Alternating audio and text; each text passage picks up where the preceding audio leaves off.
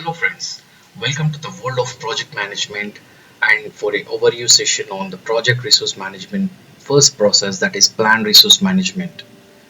Motto of this training is to share my experience in preparing for the PMP certification, and I've prepared few slides. Let's quickly move to our agenda for this session that we are going to discuss on what is planned resource management process and its ITTOs in more detail, that is inputs, tools and techniques and outputs. Let's start with its definition first. It is the first process in project resource management, and it's defined as the process of defining how to estimate, acquire, manage and use the team and physical resources as per the PMBOK guide. The key benefit of this process is that it establishes the approach and the level of management effort needed for managing the project resources based on the type and the complexity of the project. Hope you understood about this definition and the key benefit of this process. Let's go with this ITTOs. In inputs we have the project charter, the project management plan which contains the quality management plan and the scope baseline, and we have the project documents which contains the project schedule, requirements documentation, risk registered and the stakeholder registered. And also we have the EFs and the OPS, that is the enterprise, environmental factors and the organizational process assets. And in tools and techniques, we have the expert judgment, the data representation techniques, which contains the hierarchical charts, responsibilities assignment matrix, text-oriented formats. And also we have the organizational theory and the meetings. And coming to the outputs, in outputs we have the resource management plan, the team charter, the project document updates, which contains the assumption log. Okay, fine. Let's discuss one by one this ITTOs in more detail, starting with first inputs. The first input we have the project charter. As I said in my previous sessions, that the project charter provides the high-level project description and the requirements of the project. Coming to the project management plan, and which consisting of the quality management plan and the scope baseline here. In this, the quality management plan helps define the level of resources that will be required to achieve and maintain the defined level of quality and achieve the metrics for the project. And coming to the scope baseline, it identifies the deliverables that drive the types and quantities of the resources that will need to be managed. Hope you understood about this input project management plan. Let's move to the next input. We have the project document. In this, we have the project schedule, requirements documentation, risk registered and the stakeholder registered. Let's discuss one by one. That is, the project schedule shows the timeline for the needed resources. That is for the project schedule. And for the requirements documentation, requirements will dictate the type and amount of the resources needed for the project and may influence how they are managed. This is for the requirements documentation. Coming to the risk register, it contains the information on threats and opportunities that may impact the resource planning. And coming to the last, stakeholder register. This register aids in identifying those stakeholders who have a particular interest in and impact on the resources needed for the project. Hope you understood about this project documents input. Let's move to the EFs and OPS. First with enterprise environmental factors. The enterprise environmental factors that can influence this project resource management, that is the planned resource management process, are the organizational structure and the culture, geographic distribution and the facilities and resources, existing the resources competencies and availability, and the market conditions. And coming to the OPS, that is the organizational process assets, we have the human resource policies and procedures, physical resource management policies and procedures, safety policies, security policies, and also we have the templates for the resource management plan and the resource information for the similar projects. So all this includes in the OPS. Okay, fine. Hope you understood about these inputs of the planned resource management plan. Let's go with its tools and techniques. First with the first technique, the expert judgment.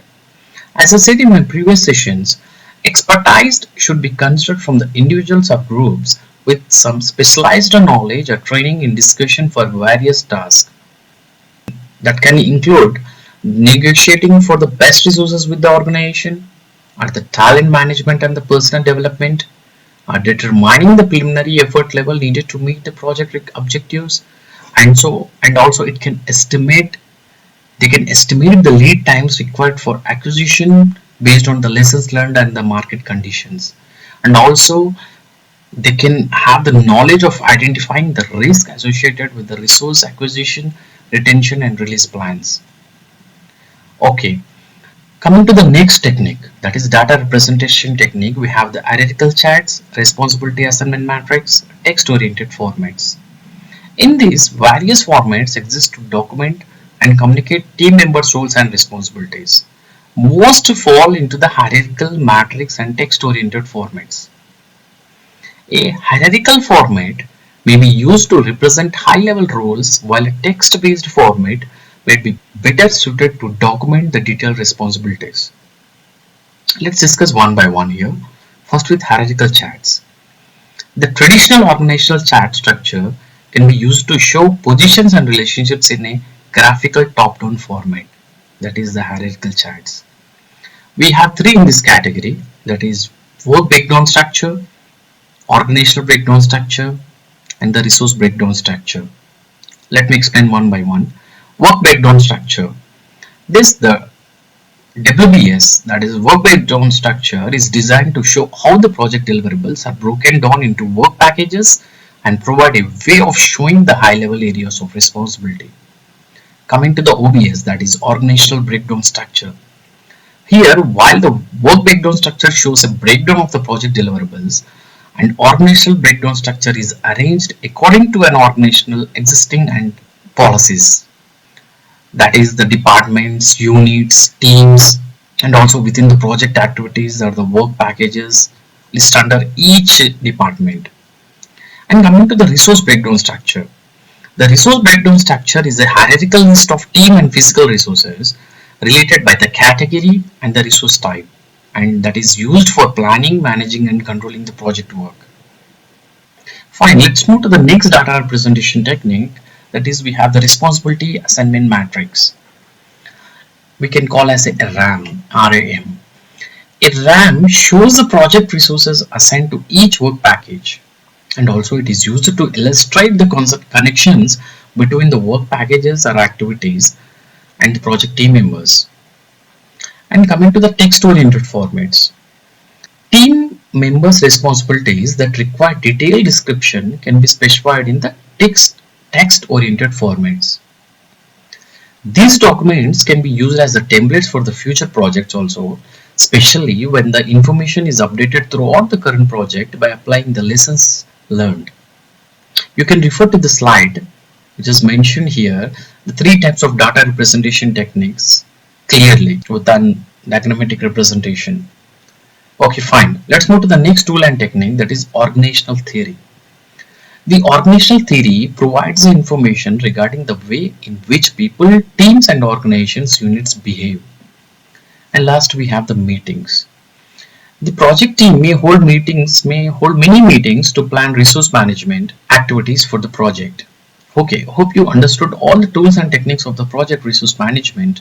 Let's move to its outputs, starting with the resource management plan. This is very important. The resource management plan is a component of the project management plan that provides the guidance on how the project resources should be categorized, allocated, managed and get released. This resource management plan have the different concepts here. First, the identification of the resources, acquiring the resources, roles and responsibilities, project organizational charts, project team resource management. We have the trainings, we have the team development, resource control, and we have the recognition plan. So all these things comes under the resource management plan. Let's discuss one by one in detail. First is identification of the resources, which contains the different methods for identifying the team and physical resources needed for the project. Second, acquiring the resources, in which it provides a guidance on how to acquire the team and physical resources for the project. Roles and responsibilities. It contains the different roles, that is role, authority, responsibility and the competency. And we have the project organization charts. Here, which is a graphical display of the project team members and their reporting relationships. Moving to next, the project team resource management. It provides a guidance on how the project team resources should be defined, staffed, managed, and also eventually get released. Coming to the trainings. Next concept. Trainings, we have here, it contains the training strategies for the team members to perform the activities. Coming to the team development, we have the different methods for developing the project team here. Coming to the resource control, here we have different methods for ensuring the adequate physical resources are available as needed and the acquisition of the physical resources is optimized for the project needs. And also we have the recognition plan in the resource management, which recognize and rewards will be given to all the team members who are performing well on the project activities. Hope you understood about all these details of the resource management plan, which is very important. Let's move to the next output. We have the team charter. The team charter is a document that establishes the team values, agreements, and operating guidelines for the team. This team charter contains the team values, communication guidelines, decision-making criteria and processes, conflict resolution processes, meeting guidelines, and the team agreements. So all this contains in the team charter. Fine, let's move to the project document updates output. Here we have the assumption log in the risk register. The assumption log is updated with the assumptions regarding the availability, logistic requirements, and the location of the physical resources, as well as the skill sets and the availability of the team resources. Coming to the risk registered, the risk registered is updated with the risk associated with the team and the physical resource availability or any other known or resource related risk. Hope you understood all these outputs also. So here we complete all the ITTOs, that is inputs, tools and techniques and outputs of the plan resource management plan process. This completes our session on this. Let's discuss more detail on the next process in the resource management, that is estimate activity resources. Kindly provide your feedback on the given email below and subscribe my channel if you like this video. Bye for now. It's your Anil Kumar Dharam.